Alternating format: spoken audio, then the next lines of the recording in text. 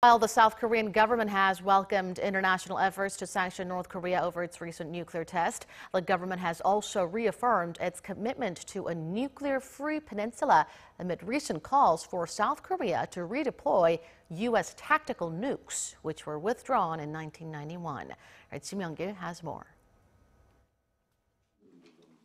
During Tuesday's cabinet meeting at Seoul Government Complex, Prime Minister Lee Nak-yon said it was a relief that the international community unanimously agreed to slap tougher sanctions on North Korea. It's not as strong as the initial draft proposed by the U.S. Not a complete ban on oil sales, but reducing 30% of the oil provided to North Korea and taking out the first asset freeze on Kim Jong-un's regime. Prime Minister Lee elaborated that the UN resolution would not have happened if not for the strong relationship that has developed between the US and Chinese presidents. He also called on government ministries to take into account the ninth package of measures imposed by the UN Security Council on Pyongyang.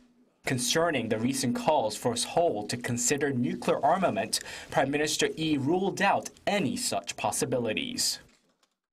Although there are suggestions for South Korea's nuclear armament or redeploying tactical nukes, the reality is that the government's ultimate goal is sticking to the denuclearization principle.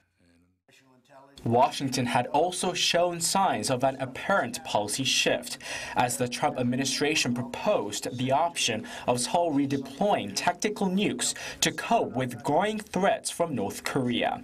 However, the South Korean government reiterated that its principle for a nuclear-free peninsula remains unchanged and that it has never considered redeploying U.S. tactical nukes.